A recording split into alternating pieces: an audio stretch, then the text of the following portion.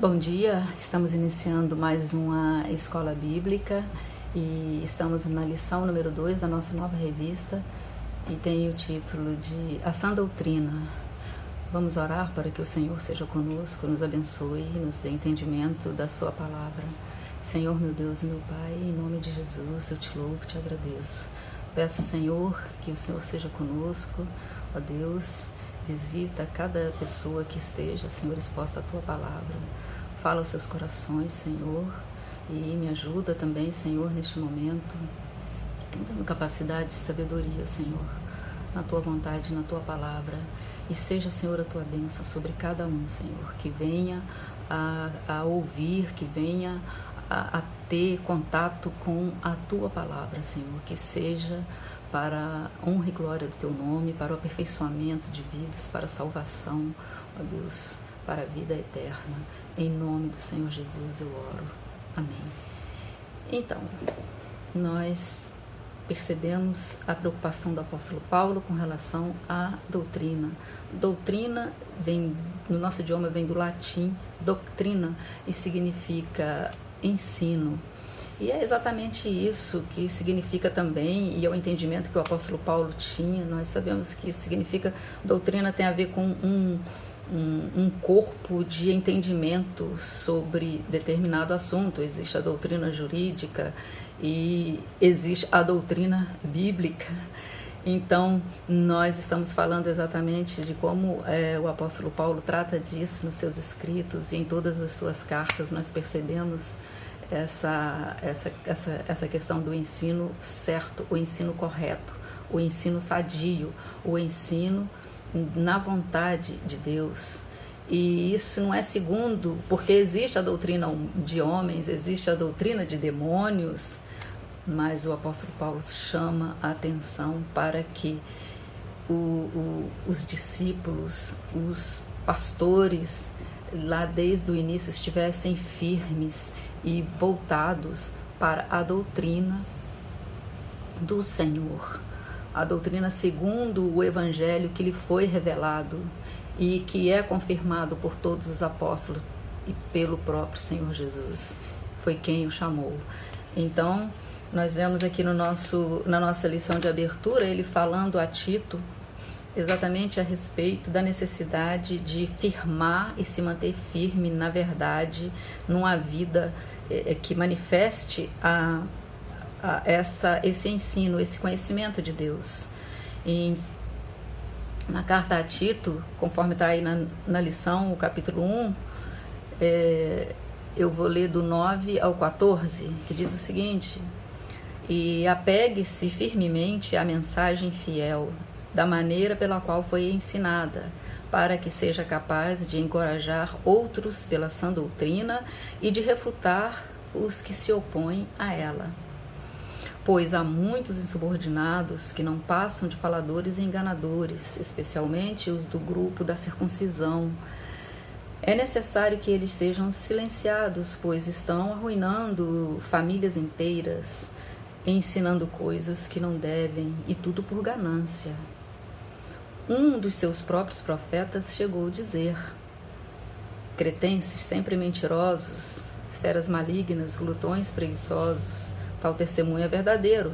Portanto, repreenda-os severamente para que sejam sadios na fé e não deem atenção a lendas judaicas, nem a mandamentos de homens que rejeitam a verdade. Então, nós vemos aqui o apóstolo Paulo falando que é preciso ser fiel à mensagem na qual Tito, aqui no caso, e ele também deveria admoestar os cristãos ali de Creta a serem fiéis a esta mensagem. E para que, ou seja, aí logo no verso 9 nós vemos: para que seja capaz de encorajar outros pela sã doutrina e de refutar os que se opõem a ela. Ou seja, é preciso esclarecer, é preciso confrontar verdadeiramente esse ensino falso que entra no meio da igreja e e contamina, não é? Isso que a gente percebe como o apóstolo Paulo fala que isso acontece, não é? É necessário que eles sejam silenciados, pois estão arruinando famílias. Por quê? Porque remove a verdade da mente das pessoas e as pessoas inclinam-se a essas interpretações errôneas, a essas coisas que são acrescentadas ao Evangelho. No caso aqui, eles mencionam a questão do judaísmo, e que era exatamente o que acontecia muito. Nós conhecemos isso em todas as cartas do apóstolo Paulo, confrontos, embates que ele teve nas sinagogas, nas suas viagens, como ele sofreu com isso. Então ele continua dizendo, olha, não é possível, né? Não deem atenção às lendas, aí no verso 14, não deem atenção a lendas judaicas, nem a mandamentos de homens que rejeitam a verdade. Então, no verso 16 aqui desse capítulo mesmo, diz o seguinte: eles afirmam que conhecem a Deus, mas por seus atos o negam, são detestáveis, desobedientes, desqualificados para qualquer boa obra. Ou seja, realmente a vida e o que fala e o que ensina precisa estar condizente com essa verdade do Evangelho. E então, e os cretenses, né, aqui, como o próprio, nós vemos que quem fala essas coisas dos cretenses, que eles são gulosos, mentirosos e feras malignas, é Epimênides, né, o filósofo lá de Creta, muitos séculos antes. E Creta, ali havia muitos judeus, e estavam inclusive lá em Pentecoste, que nós vemos em Atos 2, que havia pessoas de Creta lá em Jerusalém. E então eram costumes, era um estilo de vida que preocupava o apóstolo Paulo, e que o Evangelho, a mensagem de Cristo, ela vem para trazer essa transformação. É necessário que haja essa transformação. A mesma coisa acontecia também em Éfeso. Nós sabemos que Éfeso é uma grande cidade, uma das maiores cidades ali da Ásia, e com as suas filosofias, com uma efervescência muito grande e com um culto muito grande também a Diana, né, dos Efésios. Então também ali era um local onde o apóstolo Paulo recomendava a Timóteo, e Timóteo esteve ali também trabalhando e cuidando da igreja, da vida da igreja ali. Quando ele escreve a Timóteo, em 2 Timóteo, né, por exemplo, ele começa falando no capítulo 2, verso 1, 1 e 2, ele chama e exatamente incentivando, né, animando Timóteo a ter ânimo. Portanto, você, meu filho, fortifique-se na graça que há em Cristo Jesus. E as palavras que me ouviu dizer na presença de muitas testemunhas, confia-as a homens fiéis, que sejam também capazes de ensiná-las a outros. Então nós vemos qual é o ensino, né, do apóstolo, o que é que ele esclarece e deixa muito claro o que é uma vida cristã, o que é esse viver em Cristo, não é? E é preciso, às vezes, hoje em dia nós vemos chamar tudo é religiosidade, qualquer coisa que às vezes se fala, justifica-se, mas isso é religiosidade. Nós precisamos de olhar essas coisas à luz dessa palavra, não é? E não simplesmente nos deixarmos levar por algo que aparentemente é até correto, mas se nós formos examinar exatamente, não é bem assim. Precisamos de ver o que é essa vontade de Deus para as nossas vidas. E nós vemos esse ensino em outras questões do apóstolo Paulo, como está na nossa revista mesmo, aí na nossa lição, em Em Colossenses 2,8 diz o seguinte: cuidado que ninguém vos venha a enredar com sua filosofia e vãs sutilezas, conforme a tradição dos homens, conforme os rudimentos do mundo, e não segundo Cristo. Então, a vida cristã é precisa estar pautada pelo que a palavra de Deus nos diz, o que é esse viver novo, né? Aí na lição também tem Tito, no capítulo 2, né, Paulo fala: torna-te pessoalmente, torna-te pessoalmente padrão de boas obras. No ensino, mostra integridade, reverência, linguagem sadia e irrepreensível, para que o adversário seja envergonhada, não tenha indignidade nenhuma que dizer a nosso respeito. Então, é muito importante a questão de uma vida sadia naquilo que é manifestado na nossa vida diária. E isso é o que nós chamamos de testemunho, e é verdade, a nossa vida é um testemunho. Aquilo que fazemos, aquilo que pensamos, aquilo que entendemos do mundo, a nossa cosmovisão, como nós enxergamos as coisas, como nós valorizamos, o que é que nós apoiamos, o que nós aconselhamos, o que nós fazemos, qual a nossa atitude a respeito das coisas que nos cercam, que nos cercam no meio que vivemos, como interagimos com isso. Isso é para os nossos dias, isso é hoje, a sã doutrina, a doutrina certa, o ensino correto, a instrução correta. Então, em Tito mesmo, nós vemos que no capítulo 2, Paulo fala a todas as faixas etárias e qual a responsabilidade que é preciso ter, e a diferença no meio de uma sociedade mesmo tão complicada como era ali, por exemplo, Creta, como era Éfeso e toda aquelas cidades da antiguidade, como Corinto. Nós sabemos os problemas da igreja de Corinto, os Gálatas que estavam se afastando também do evangelho, aceitando ensinos, e é aquela coisa que é adicionada à obra da salvação. E também há o estilo de vida, né? Porque o apóstolo Paulo, ele diz, é preciso ter uma mente sadia, é preciso ter um ensino correto, é preciso ter uma linguagem sã, então, uma linguagem purificada.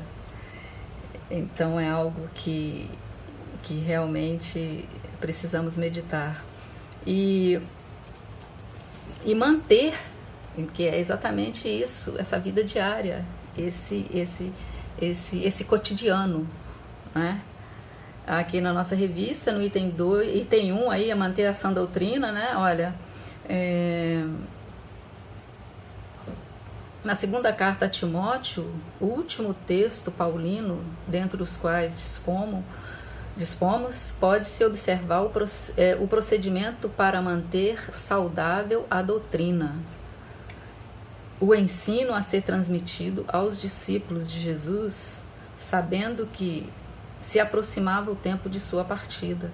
Então, mesmo Paulo ali na prisão, que 2 Timóteo é a última carta do apóstolo Paulo, nós sabemos que ele estava preso, e ele escreve essa linda carta a Timóteo, o seu grande amigo, o seu filho espiritual, seu filho na fé, como ele tem toda a ternura e todo o carinho em dizer. Ele fala ali da saudade que ele tem, né, de Timóteo, a vontade de compartilhar a presença de Timóteo. Então, ele diz aqui, como está aí na revista, diz o seguinte, 2 Timóteo 1,13, Timóteo mantém o padrão, né? Mantém o padrão das sãs palavras que de mim ouviste, com fé e com o amor que está em Cristo Jesus. Guarda o bom depósito mediante o Espírito Santo que habita em nós. Então, realmente algo que nós precisamos estar em contato constante e também vemos a questão de ensinar, porque ao mesmo tempo que se mantém, é preciso também ensinar, preparar pessoas, porque o apóstolo está falando ali para pastores. As cartas a Tito e Timóteo são as cartas pastorais. Mas esse ensino nós encontramos em todas as suas cartas, como a própria lição menciona, vários. Então, ele lembra da necessidade de ensinar, né? Em 2 Timóteo 2, de 1 a 2, ele diz o seguinte, 2 Timóteo 2, de 1 a 2, 2, de 1 a 2, diz o seguinte: Tu, pois, filho meu, fortifica-te na graça que está em Cristo Jesus, e o que de minha parte ouviste através de muitas testemunhas, isso mesmo transmite a homens fiéis e também idôneos para instruir a outros.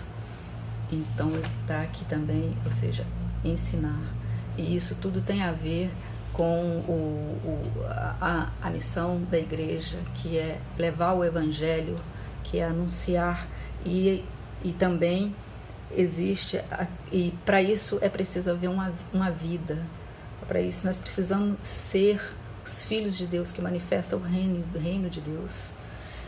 E isso fica entendido nas lições e nos ensinos do grande apóstolo. A questão da perseverança, é preciso perseverar. E nós vemos isso, que o apóstolo Paulo, ele persevera. Ele está preso, quando ele escreve a segunda carta a Timóteo, ele está preso, e mesmo ali nós percebemos as palavras de ânimo, as palavras de fé, as palavras de vida. Ele não está ali vencido pela circunstância que vai tirar a sua própria vida ali, naquele momento. É o fim da sua jornada aqui na terra, mas ele continua dizendo palavras de vida. Por quê? Porque ele continua vivo. Ele sabe que a vida dele não termina ali naquela situação que ele se encontra, e que ele sabe que o seu corpo vai perecer, mas ele sabe que ele já vive o todo, ele vive o hoje e o futuro ao mesmo tempo. A mente dele está no presente e está além também, e isso é a mente de Cristo. Nele nós percebemos isso nas palavras, e isso é algo que deve nos fortalecer, que deve nos avivar tremendamente, que deve nos animar. Essas palavras precisam estar gravadas no nosso coração, no nosso dia a dia, para que nós possamos vencer a nós mesmos e vencer as circunstâncias em que nos encontramos, as dificuldades que passamos, e anunciar isso aos necessitados, aos que precisam conhecer essa palavra de vida, o evangelho da salvação. Então, a perseverança na sã doutrina, e só pode fazer tudo isso mantendo esse ensino correto, esse ensino certo, essa instrução de Deus, do Espírito Santo nos nossos corações. É isso que o apóstolo Paulo está falando. Então, nós vemos que, por exemplo, em 2 Timóteo também, essa questão de como o apóstolo Paulo, ele fala, né, o que o falso ensino faz na vida da igreja, ainda mais ali dentro daquele contexto histórico, daquelas cidades que elas estavam conhecendo o Evangelho naquele momento. Toda a sua história era dentro daqueles conhecimentos, por exemplo, como os cretenses, que eram tão descuidados, eram tão dados a uma vida sem uma disciplina, sem se preocupar tanto com a verdade, porque Epimênides chamou os cretenses de mentirosos. Então, uma característica tão terrível. E então o apóstolo Paulo é isso, né? E quando essas coisas entram no meio do Evangelho e quer acrescentar ao Evangelho esses entendimentos dentro de uma mentira, ele diz o seguinte, como ele fala em 2 Timóteo 2, 17 e 18: as coisas que os falsos mestres ensinam se espalham como a gangrena. 2 desses mestres são Himeneu e Fileto, os quais abandonaram o caminho da verdade. Eles afirmam que a nossa ressurreição já aconteceu e assim estão atrapalhando a fé cristã de alguns. Então nós vemos aqui, o apóstolo Paulo cita 2 mestres do engano, e ele diz que esse ensino, esse falso ensino é tão nocivo que é algo que deteriora. Então, e é verdade. Aqui ele menciona a questão de que eles ensinam que a ressurreição já aconteceu. Isso aí já é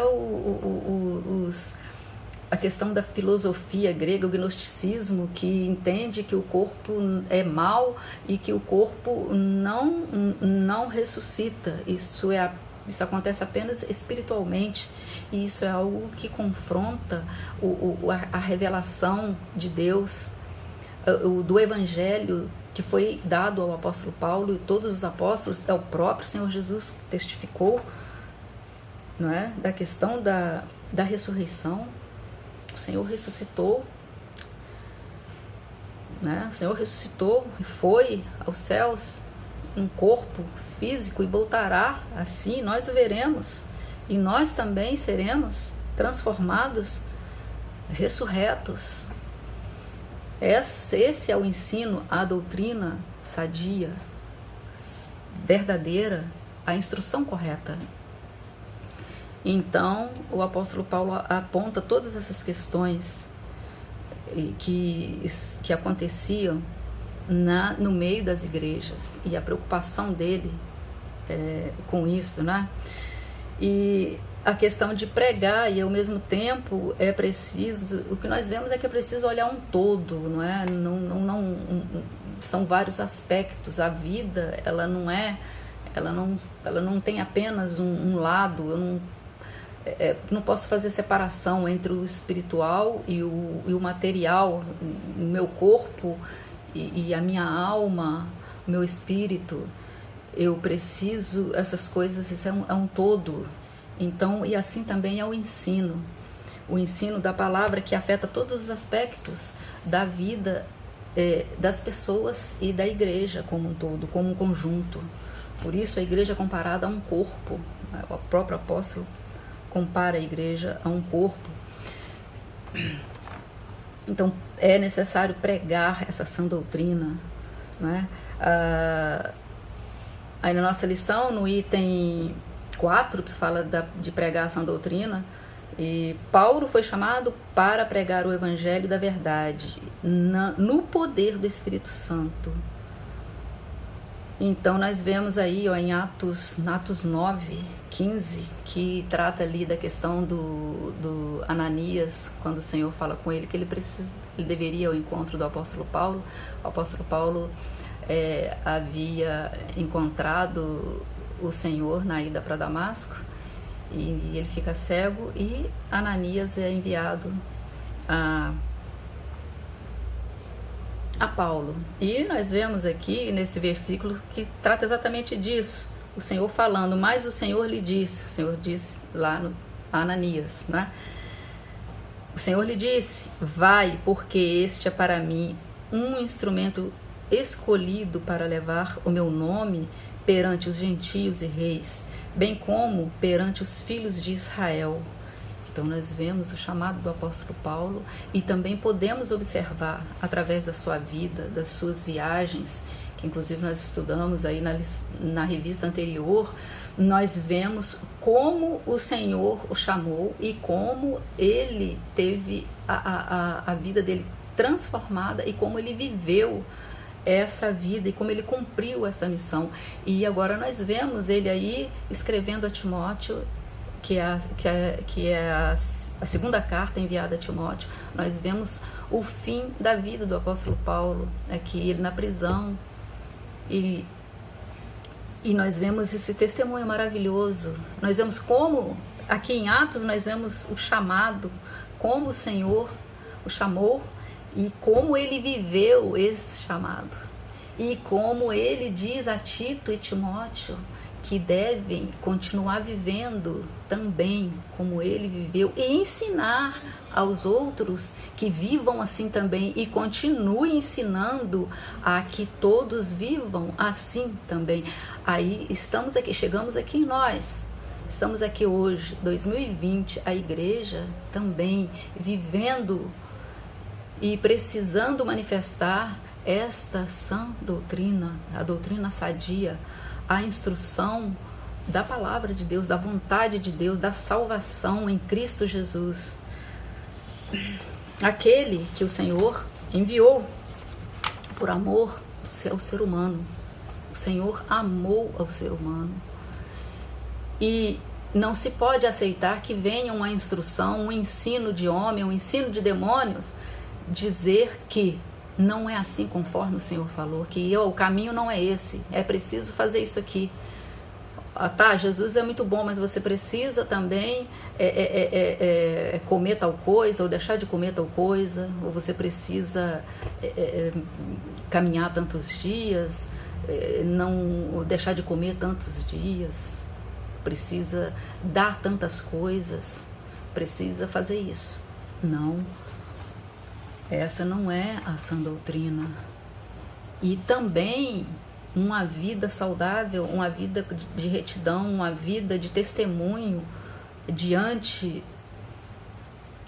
dos nossos semelhantes é necessário. Nós vemos que o apóstolo, ele recomenda isso aos seus discípulos auxiliares que trabalham com ele, que têm a sua confiança, que é Tito e Timóteo. Então, nós continuamos com isso continua sendo a nossa missão e a nossa característica hoje da igreja, e a igreja jamais pode perder isso, porque se ela perder isso, ela não tem identidade, ela se dissolve completamente, ela, como se diz, é um líquido escorrendo e que se perde no meio de tantas vãs filosofias, lendas. E nós vemos isso nessas curtas cartas aí a Paulo e a Timóteo e Tito.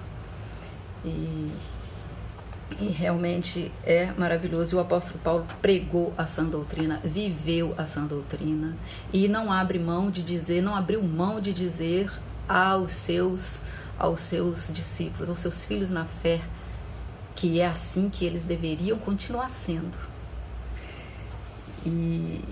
E essa é a característica da igreja, porque se a igreja não foi assim, ela não é igreja.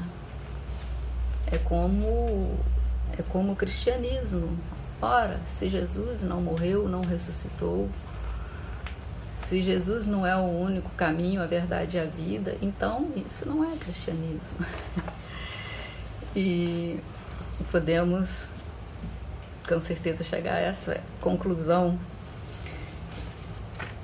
E o apóstolo Paulo, já encerrando a nossa lição, e que traz aqui essa questão do chamado do apóstolo, da vida dele, de como ele viveu.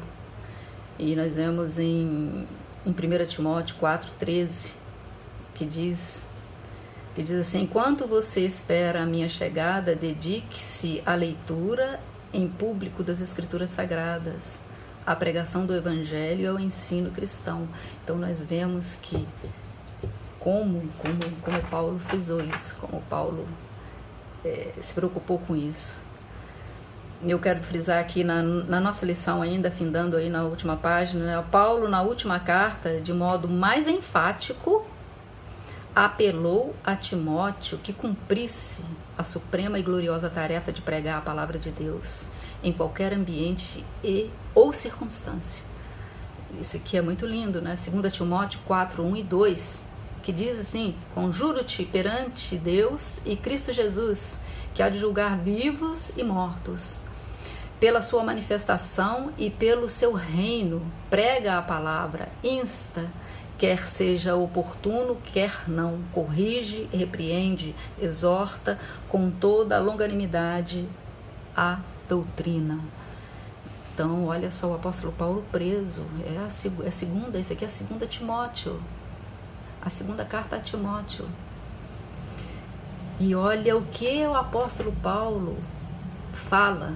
Quando nós lemos essa carta, nós devemos ter em mente que o apóstolo está na prisão. Ele não vai sair dali mais.